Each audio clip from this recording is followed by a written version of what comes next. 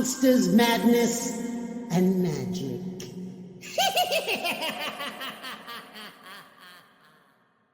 Alright, folks, welcome to the Monsters, Madness, and Magic podcast. I'm your host, Justin, here with a quick word before we dive in. Now, in this episode, I chat with filmmakers Micheline Pitt and R.H. Norman about haunted attractions, their segment on VHS Halloween, Stephen King, paranormal experiences, and more. As always, thank you all for listening out there, and without further ado, here you go.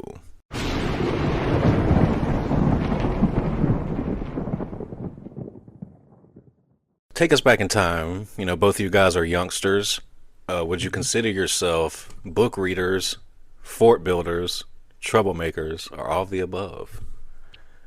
All the above. I was Built a fort of stolen stuff in the woods, and I used to ride my bicycle to the library. Oh yeah, I was all of the above too. I mean, I would read voraciously, but most of my time was spending, breaking arms and bleeding, building forts out in the woods. I don't know if I didn't consider myself a troublemaker because I went against the grain as a little girl and didn't fit in that mold. We've both been kicked out of schools. Yeah, we both kicked out of schools. So I guess inadvertently I was a troublemaker.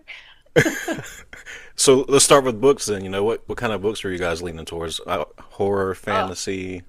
yeah, I remember when my stepdad, I was like going through his wardrobe. I was a very nosy kid. Hmm. I was going in areas I shouldn't, and I found his paperback of It, and I took it, and I read it when I was like in elementary school. I loved reading books. I started reading when I was like 3 or 4 years old. I just started reading. It was very weird, Hmm. and I started getting into Goosebumps past Stephen King. So I was already reading King, and then I just read Goosebumps for fun, and I just liked how easy and silly they were. But yeah, I was always like a horror book kid. As soon as I picked up It, that was it for me. I'm glad I didn't understand everything in it. Yeah. For Yeah. me, I mean, I Scholastic book fairs were a big introduction to gateway horror for me. Everyone remembers those from our generations where you would go to school and they had big book fair, and if you're lucky, you had a few bucks and you could come away with something with like a Loch Ness monster on it or whatever. You got scary But stories to tell in the dark, didn't yeah, you? I got scary stories to tell in the dark when I was very young, and that was one of the first things that actually made me even want to be involved in horror anything. First two novels I read were Pet Cemetery. I don't know how I got that one in third grade. No one should have given me that. And Jurassic Park in fifth grade. And that one was very challenging because even if you go back and read like the novel, because Michael Crichton was very scientifically minded, all the genetic stuff, like that was the first time I remember having a book that was very challenging to read, and I forced myself to get through it, and I loved it. But yeah, I've been a just voracious reader ever since. Probably my earliest books, even before those, were probably the Chronicles of Narnia. Mm. It's funny you mentioned Pet Cemetery because I stole the junior high paperback Pet Cemetery, and it's still on my Yeah, shelf. And it hell was yeah. fun. The checkout papers that used to come in it. My wife checked out that book, and her name is actually in it. Oh, that's Oh, hilarious. guys are meant to be. I That's actually a also great story. took books from the library in my backpack that I wasn't allowed to check out, but I returned them. I didn't keep them, but they had like an age limit. Like if we were too young, they wouldn't let us get certain books. So I used to sneak my backpack in and take books. Yeah. I just like to ask people whenever they mention Goosebumps because I have a similar trajectory. I started with Goosebumps, but I think the next step after R.L. Stein for me was Christopher Pike. Did you guys ever read Christopher I Pike books? did. Hmm. There was a book from Christopher Pike I still remember that was about like a mirror that people could go into another time and space, almost like waxwork. Yeah. I have no idea what it's called, but I just distinctly remembering it, and I remember it like freaking me out a little bit when I read it, because I think that may have been before I got into King, maybe. I don't remember, but I just really remember a cover and that it reminded me of waxwork. Hmm. I don't know if you Yeah, read I it. just like to ask that because I feel like Pike is sort of like a forgotten stepping stone after Goosebumps because it's like a an increase in elevation before you get to the real heavy stuff. Yeah. That's smart that it exists. I've never read a Christopher Pike book. They're entertaining. They're definitely more adult and darker than R.L. Stein stuff, and they definitely exist in a space between King. But honestly, I feel like King has some really accessible books too that are friendlier for a younger audience, like the Tom Gordon book. I feel Hmm. like the new book Fairy Tale is also more accessible to younger audiences, even though it is an adult book. I feel like the themes in it could like be multi-age. Yeah, yeah, I agree. So, growing up, was there anyone in you guys' family that was artistically, creatively inclined? You think that's where your roots come from a little bit? That's an interesting question. I would say categorically no. Mm. I'm the only one. I'm definitely I'm not a black sheep because my You, family loves me, but like I mean I'm not a black sheep in terms he's of being accepted, Black Sheep. yeah, but like I'm so off the mark of like my dad and my grandfather were professional and semi-professional ball players and played for FSU and the Gators and all this stuff. And so like Wow. they're all I have a very athletic family and a very academically minded family. Most of my family were teachers. And but none of them were creative. Like I'm the only one who's ever even wanted to do anything creative as far as I know in my entire genealogy. You might have like a far distant relative. Like my grandmother was an artist, and my great grandmother was a circus performer. She traveled around the world in the circus as a burlesque performer.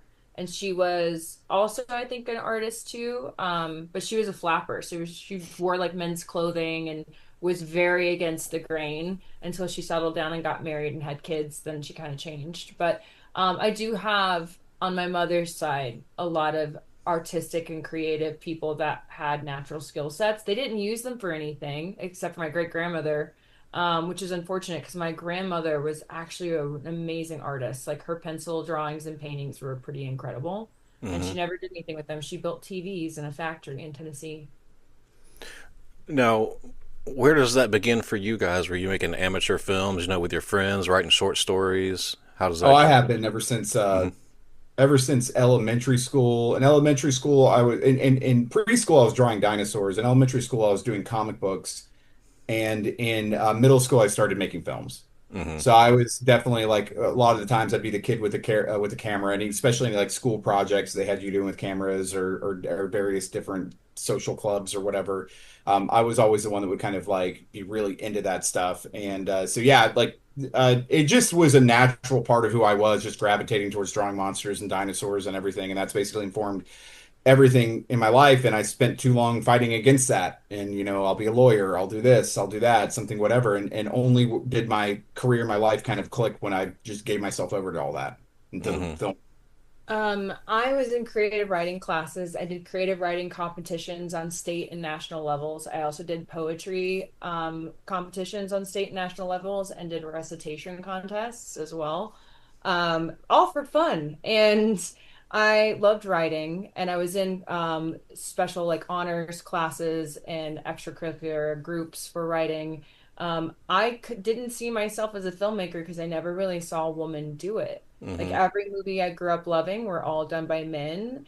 And I was really into animation. So when we had the like science, I don't know if it was science or what it was, but they had like an AV club kind of built into a specific class where you got to work with cameras, you got to do like computer animation, like very like early stage, almost like paint, like program where I made an animated like music video and like different things that took an incredible amount of time to do. I think I still have it on a floppy disk somewhere when floppy disks existed. And I loved storytelling from art and painting and drawing and writing. Like I was always a storyteller in all these different mediums, but I didn't have access to cameras outside of that class, and I did really enjoy working with them. And it wasn't until we started working together that I felt like I could do filmmaking, and it was really his encouragement and his support, and like he's been a fountain of knowledge and education for me since we started working together. And it's been an amazing process, and I hope that young girls today can see themselves in roles that maybe I didn't get to see myself in because times have changed for the better. Anyone can be an artist, anyone can be a storyteller. I don't think it's like gender specific or culturally specific, and I think the more stories and voices we have, the better. What does your story writing process look like? Are you a heavy outliner? Do you like to pants Oh it? yeah, Yeah. we outline. I outline heavily. Like Hmm. we and a lot of screenwriters have different kind of perspectives on that, but I think just starting to write something and see where it takes you is acceptable for a novel. I personally don't think it's acceptable for a screenplay because anytime I've ever tried to write something without a very detailed, I'm talking like beat by beat, very long and detailed outline, I always write myself into a corner. Yeah. Yeah. So the hardest part of the creative process and the part that I personally like least, we do all of our outlining together and we sit down and we come up with all the beats together.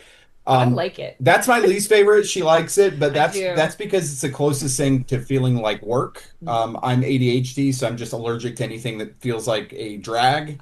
Yeah. I And love a bullet point in a spreadsheet. yeah, see, I hate that.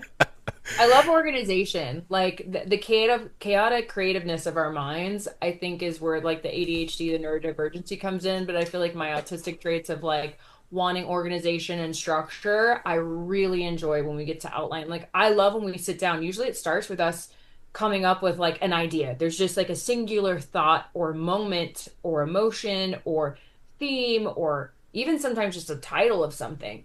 And then we find the story together and we talk about it and we write these like notes down and just these beats and points and characters and we're constantly shaping them. And I think that's so exciting. I think that that part is the discovery because you're starting to find the story, you're starting to find who these people are, and then you're constantly shaping them so that way you know them as if you are them when you go to write them, and you can say like they wouldn't do this because of X and they wouldn't say that because of X, and then we can have these really collaborative conversations that allow us to make the right choices because we did all this extra work. And it is a ton of work, but I feel like it's very rewarding because I think it makes our work better. Hmm. Well said.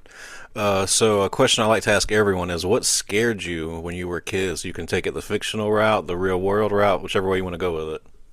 There was a couple things, like specific things that scared me that are kind of funny. Were the lamp from the Amityville Horror 4 movie. Like just the thought of like a lamp being possessed, and it's like the dumbest movie if you watch it, but the thought Does it of bother you that we have so many lamps? no, I'm fine with the lamps now. They sort of punch, but just there was something perverse about a lamp, and just the way it would close in on it and go into it, and it doesn't move, it doesn't have any kind of like Is that why expression. you have a lamp shot in Home Hunt?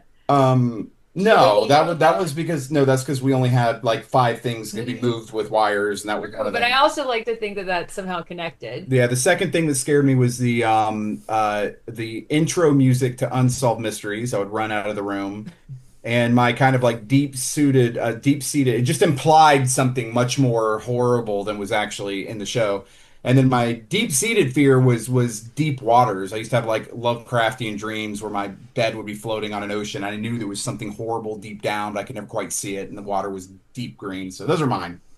Um, I would say for me that the real world was where all my fear was rooted in. I didn't have the best childhood, so I was always trying to escape. So I found all of like my peace and joy in the fantasy of like books and films and like make believe and imagination. So I never found movies in that way to be scary. It was escapism for me because I didn't want to be in the real world and I wanted to be where all these other people were in all these other places. And then I would say other stuff that scared me is darkness, like Mm. just pitch black darkness, like shadows and darkness and like what could be hiding, what could be in those spaces. That was always a very scary thing for me. And I think that that's a really effective still today in storytelling and horror is what you don't see in the darkness and what could exist in the darkness. And I think that that is something that still stands the test of time. And funny, scary is I loved horror movies and I loved, monster stuff so much. And I was so not scared by them that somehow Grover from Sesame Street was something I was just afraid of. I had a dream that he like murdered all of my friends and family, and I was like terrified of him at some point. But I love the Muppets and I love Sesame Street, but like fuck Grover, man. Like as a kid, he scared the shit out of me, and I don't know why. I just had a really bad dream once about him, and I have never been able to look at him the same ever again. So, I've never told anybody that. He's hey, talking about lamps, and I'm talking about Grover and Sesame Street. we all have our fears. So, just curious, before VHS Halloween, was it Grummy the first project that you guys worked on together? Together, yeah. Yeah. Well, no, he produced some of my other shorts, but the first time we worked as a directing partnership was on Grummy. Hmm. And is that also a horror film? It's a Dark dark fantasy. fantasy with horror elements and fantastical elements. It's like, what if Jim Henson made like a dark fantasy film with that was darker than what he's ever done before? Mm. Yeah, Sounds up my alley.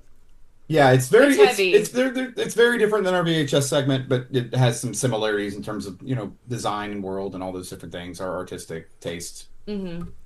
So how did the opportunity for VHS Halloween come about? That came about because Josh Goldblum, who we love dearly, who's an excellent producer and kind of like the main mind behind VHS, he saw Grummy and was very impressed by it. But we made kind of a social friendship with him just by seeing him at different parties, and then Micheline talked to him. Yeah, he just mentioned one of the many times we saw each other at a friend's birthday party. I asked, I was like, "So what's the theme of the next Halloween?" Because now they're themes, and I was just curious, thinking that maybe he would tell me because I was excited to know because we're avid watchers of the series ourselves, and we have many friends that have worked on it and people we admire worked on it.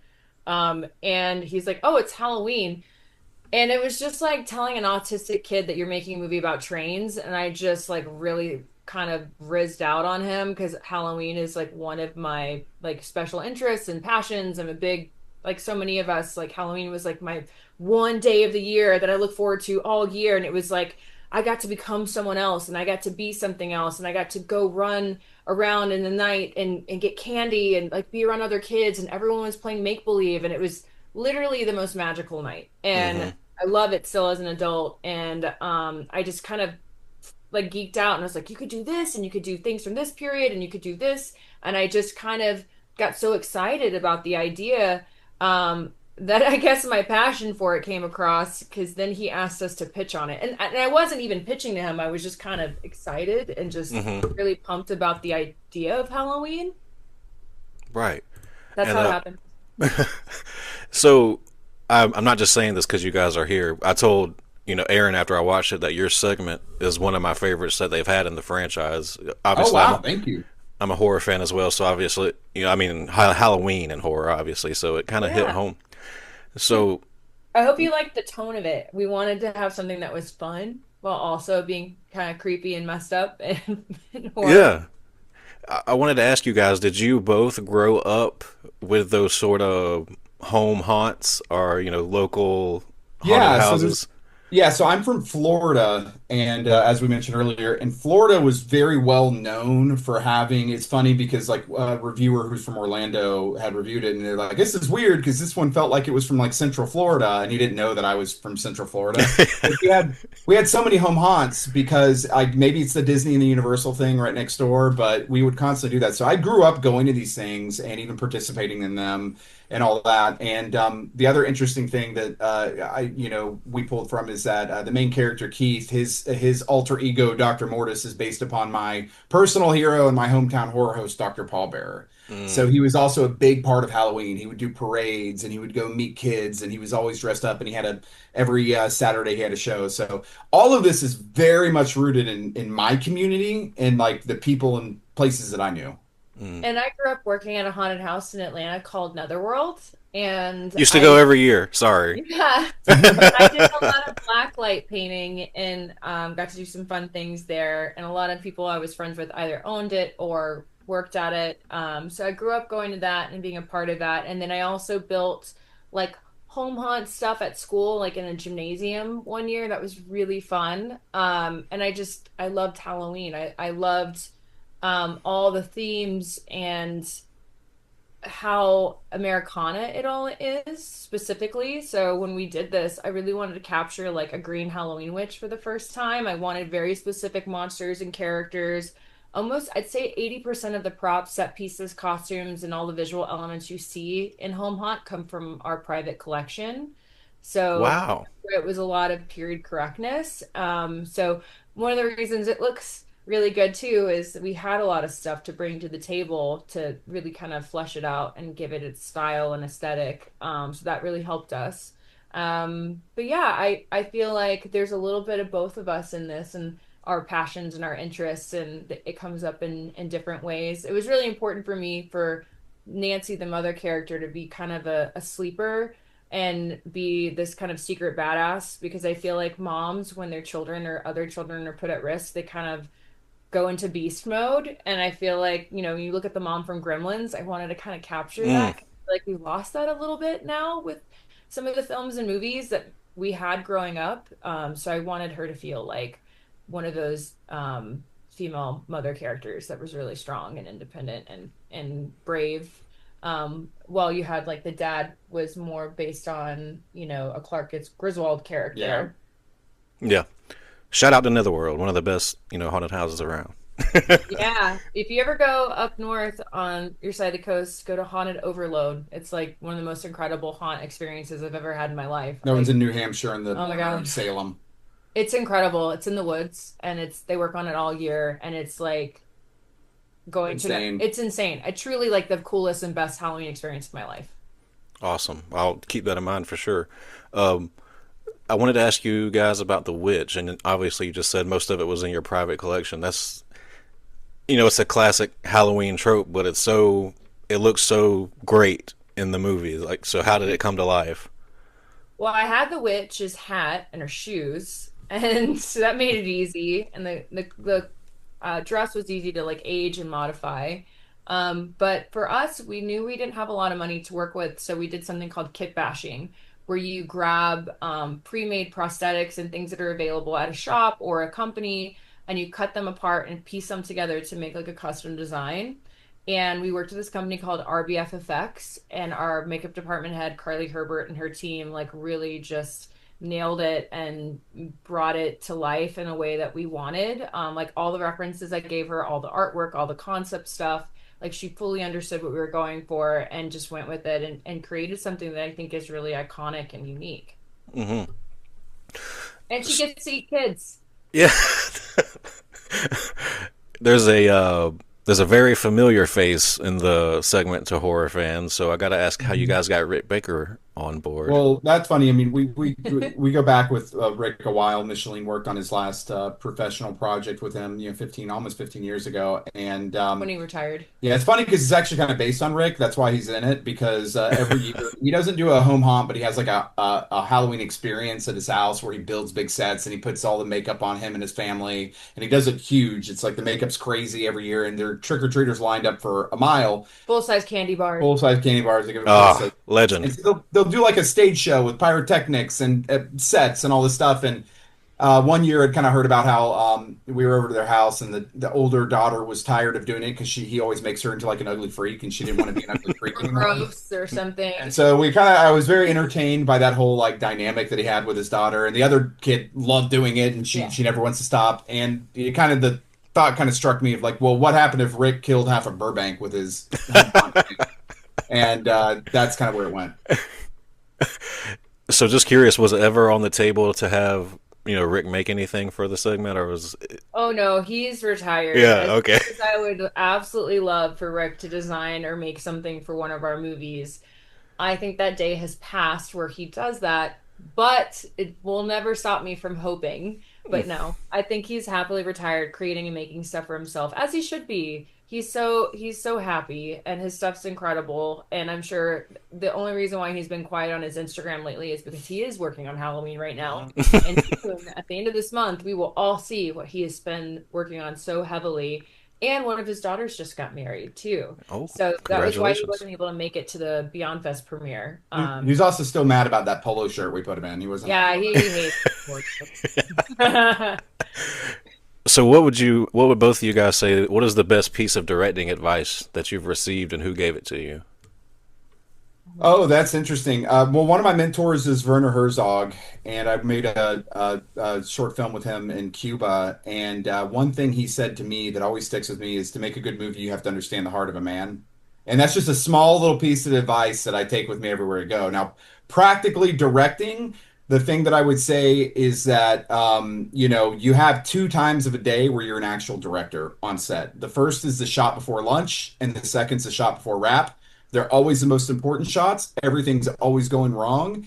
And what you do in those fleeting seconds is what defines you as a director because you might only have a couple takes. Yeah. And for me, I will say that I've gotten some really great advice from James Wan, one of our producers and collaborators. He said, when you go to write something, write what scares you. Like, think about what actually scares you and make sure that that's what you're thinking about and that's what you're writing. And I feel like that is very reflective in his ability to successfully scare people. And I always think about that. And I think about his choices and his timing and how he always has said to us, he's like, you have to make sure that people care about your characters. Whenever anything you do, you have to make sure that people care about them because it's not gonna be scary if people don't care about them. And I think that those are two really amazing pieces of advice he's given us. And I can't wait to be in an editing bay with him, editing our scares together on our next project with him because he's such an incredible artist and, you know, director who I think is one of the few people who's ever successfully scared me consistently. Every Yeah. single one of his movies, he has gotten me every single time. Every time it's not landed. When it's him directing specifically, all of his scares work. They always land. They're always interesting. And it's such an exciting experience, I think, as filmmakers to work with someone we respect and whose work we hope to be able to do what he does successfully. I mean, to scare people is very hard to do, and very few people can actually successfully do it. And he's one of the few people in the world that I think that works in horror that consistently does it. Have either of you had an experience that you would consider supernatural or paranormal? I'll let her answer this. Our house is haunted. It's over 100 years old. The original owner died in a car accident, and his funeral was in our living room. Multiple other people have died on this property. And there are, I would say, at least four entities in this space that I'm aware of currently. And I knew that it was haunted the moment we went here to see the house, and I was totally the white girl in every horror movie. But I was for it. I love the idea of all of that. My husband gets a little weirded out sometimes by it. He doesn't want to live in it. I don't like her dumb pendant thing or what pendulum. I don't like that. She brings it in my office and tries to make things talk through it. Oh, Not crazy about that. I believe Yeah. in ghosts my whole life, and so have all the women in my family. I'm Romanian, and it's just in our blood, I guess. And I am someone that likes to think that there's something out there after all this, and that there's a way for us to communicate. I think it's cool. But yeah, we've had some crazy experiences in this house. Well said. Well, Nothing too scary. Only one kind of scary. The rest of them were kind of just weird. gotcha. Well, thank both of you guys for giving me some of your time. I know we're out of time here, and I appreciate talking to you. Great job on the segment. Thank you. Thank you so much. And Aaron, thank you. All right, appreciate you We'll guys. see next time. Have a great Bye. day.